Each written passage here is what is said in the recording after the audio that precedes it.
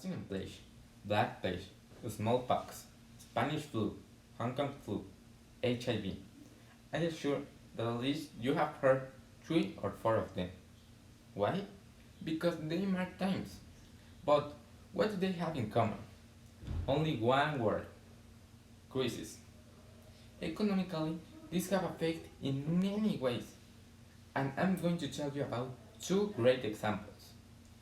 The first example is in the place of Destiny, the first great epidemic of which there is record, and in which many historians see this weakening of the Byzantine Empire, one of the dividing lines between the decline of antiquity and the flourishing of Middle Age.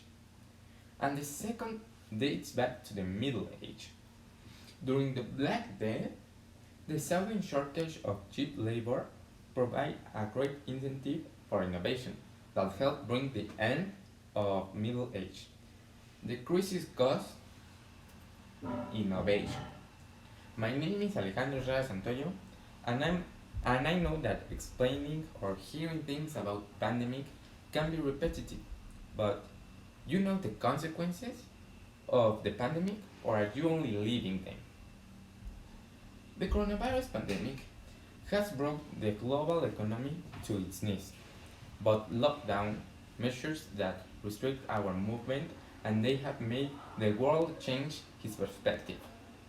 New services have emerged, and others have taken hold to the point of saturating them, whether from small changes such as changing a menu of a restaurant to QR codes, or services such as home delivery, that at the moment is highly sought after, which is why sectors like this have benefited greatly.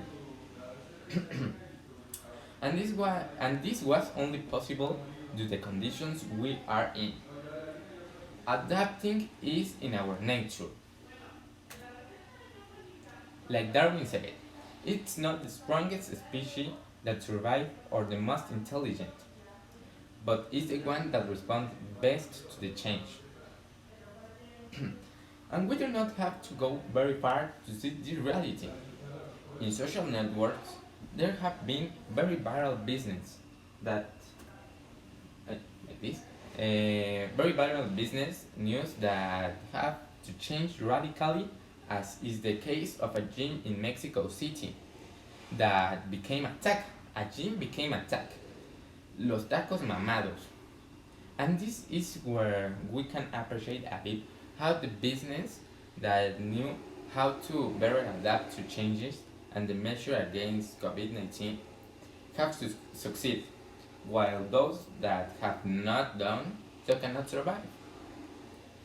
Going big, it's well known that the pharmaceutical sector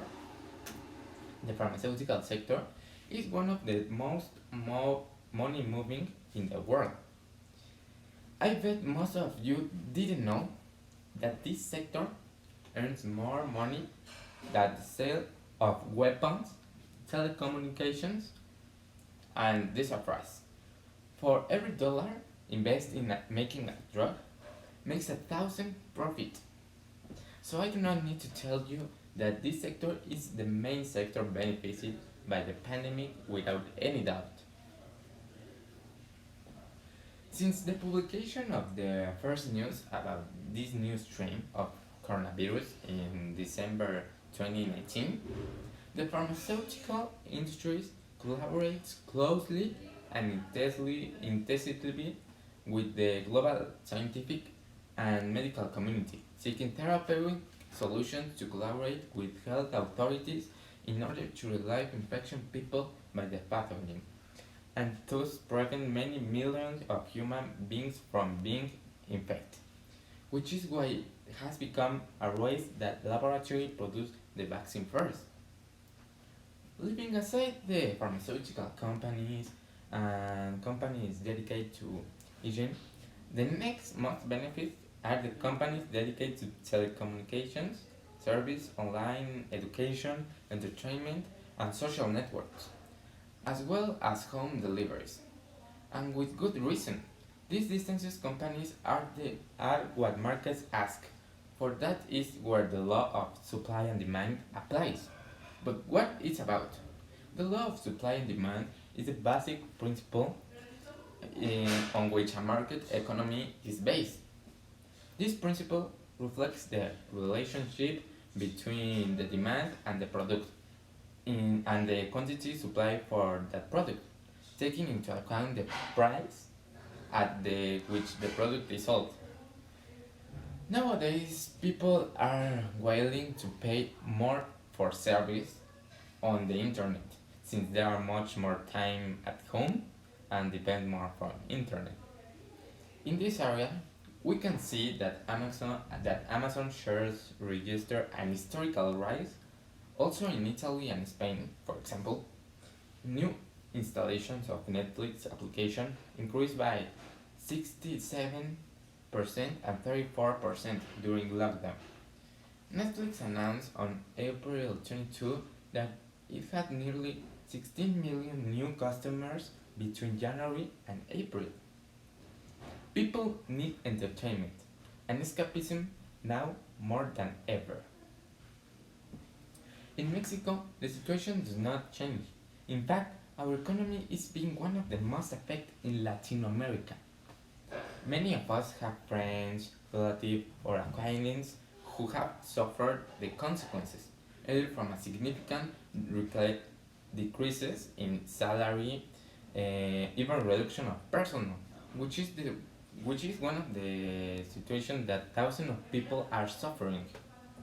But I'm not saying this for saying. Luis Fonserrada, director of Faculty of Economy at the Anáhuac Maya University, stressed that during the height of pandemic, unemployment reached 34 million people, equivalent to 53% of the workforce of the country. Imagine that. By July, he said it dropped to 23 million, a figure that also is less. Still represent 36% of the people with the possibility of work, and it mentioned it.